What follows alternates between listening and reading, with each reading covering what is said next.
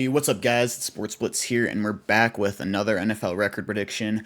Before I get into it, make sure to smash that like button and subscribe. We're super close to 1,500 subscribers, so if you could help us reach that, that'd be awesome. Today we've got the Cleveland Browns. I'm gonna try to go through this relatively quick. I've still got over 20 teams to predict, and we have a football game in like 4 days now. So I got to get through these as fast as I can. So I'll try to cover them well, but not take too much time going through it. So going through the depth chart first, I'm a little curious how it's going to be with Deshaun Watson this year. I know last year he was it like 5-1 as a starter or something, but you look at those games and they didn't really win because of Deshaun Watson. They won because of good run game, good defense, and just good game management. I thought they were playing significantly better once Joe Flacco was in. So I don't know. Like, is Deshaun Watson going to come in and be rusty? Is he going to get back to, how he was with the Texans? I don't know. So that's definitely a big question mark for me. But you have that, and then Nick Chubb is starting off on the pup list. I don't know exactly when they're expecting him to be back. I heard it was like, mid to late November. I don't know how accurate that is or what we should expect. So that is a pretty decent loss right there. But Jerome Ford has been pretty solid, in his absence. I do also like Deontay Foreman. I mean, he was really good with the Panthers, and I feel like he just hasn't really gotten a real shot since then. But I mean, I think they have good receivers. Amari Cooper's really good. They traded for Jerry Jeudy in the offseason. And Elijah Moore, I think he hasn't really been able to put it together and be an incredible receiver, but I still think he has that potential.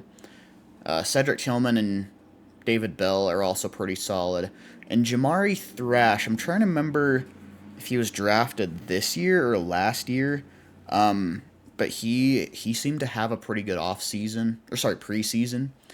So maybe he, you know, gets a few touches. So I think they've got a pretty good group of receivers there. Tight ends wise, David Njoku's a top 10 tight end. Jordan Akins is also a fairly solid tight end there too. So I'd say they've got plenty of weapons.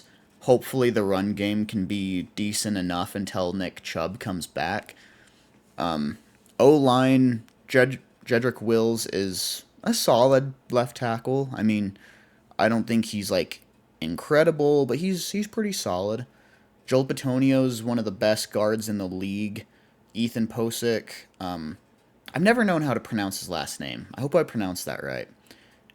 He's a very solid center. I think he's pretty good. Riot Teller is also one of the best guards in the league. So, I mean, in terms of like both guards, they probably have maybe the best guard duo in the league. So, that interior is very, very solid. Right tackle, they've got Jack Conklin, who is also, very solid. They've got DeJuan Jones behind him, who I think can be pretty solid as well. So the offense has some potential. Hopefully, Deshaun Watson can put it together this year. But going to the defense, Myles Garrett, one of the best defensive players in the league, real good there. Trying to remember, I think Zadarius Smith did pretty good last year too. This is his, what, second or third year with the Browns, so has some familiarity there. The interior's pretty good too. I like Dalvin Tomlinson. Shelby Harris isn't bad either. I want to say Shelby Harris was he with the Broncos before? I think he was with the Broncos. Pretty solid there. Really behind them, Maurice Hurst and Quentin Jefferson are also pretty solid D tackles as well. So I like their depth there. Linebackers, JOK pretty recently got paid this offseason, and for a good reason. I mean, he's a really, really good pass coverage linebacker. Excited to see what he does. Jordan Hicks, pretty solid middle linebacker. I mean, nothing to really write home about in my opinion, but he's solid. And then Devin Bush, I mean, he's been with the Steelers, Seahawks, and now with the Browns. I feel like he was with a third or a fourth team at one point, but I can't remember who that would have been. But at least the Steelers and Seahawks hasn't really been able to make it happen. So we'll have to see how he does there. Their secondary's pretty good. Denzel Ward is good, but he's had what now, like 5 concussions now. That's kind of at a point that it's getting really concerning. When a player gets that many head injuries, like it gets scary. I mean, that's the exact same reason Luke Kuechly retired early, because he was getting a lot of concussions and just wasn't worth it to him anymore. So you gotta fear that for Denzel Ward. Hopefully he's all right. Hopefully doesn't you know can stay healthy. Hopefully.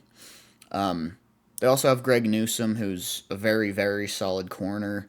Martin Emerson, also a very solid corner. So their corners are really good. Safeties, they've got Grant Delpit, who I think has played pretty well the last year or two.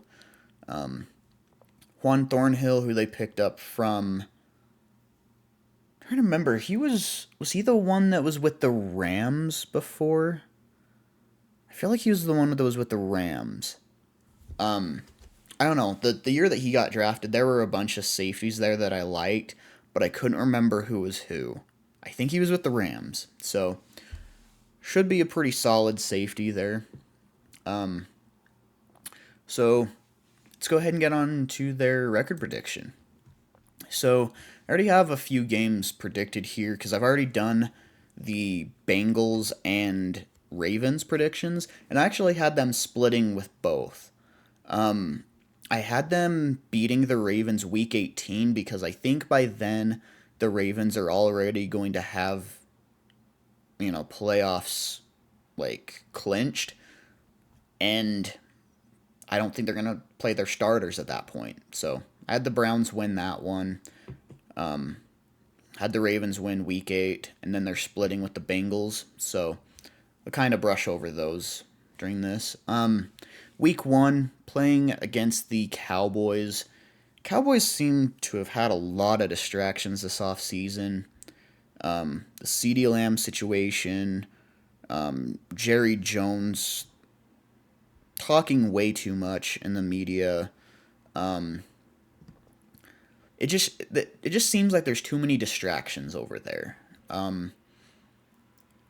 It doesn't feel like they're a focused and strong team this year, and because of that, I think the Browns win week 1. Week 2, they travel to Jacksonville, and I think this actually makes for a really good matchup. I think these are fairly even teams. Playing in Jacksonville, I think, kind of gives them a little bit of an advantage here. Both really good defenses.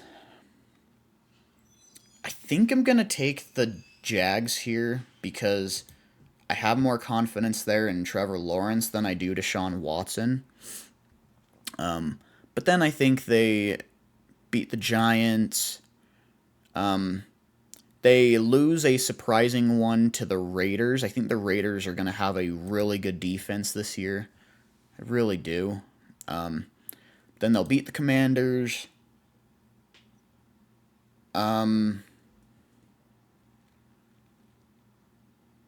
Eagles. That's a tough one. With it being in Philly, that's really tough. I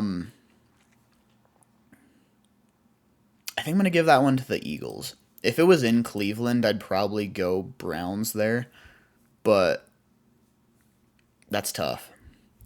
I think they lose a shocking one to the Chargers as well, but then coming off their bye, they beat the Saints, they beat the Steelers, they beat the Broncos, they lose to the Steelers, and then they win a shocker against the Chiefs. I mean, I think they kind of just catch the Chiefs off guard because they're playing well. And then I think they actually win a shocker against the Dolphins as well. So overall, gives them a 10-7 record. I think that's pretty solid for them. I don't know if by the end of the season if that's going to be enough for playoffs, but it'll sure be close.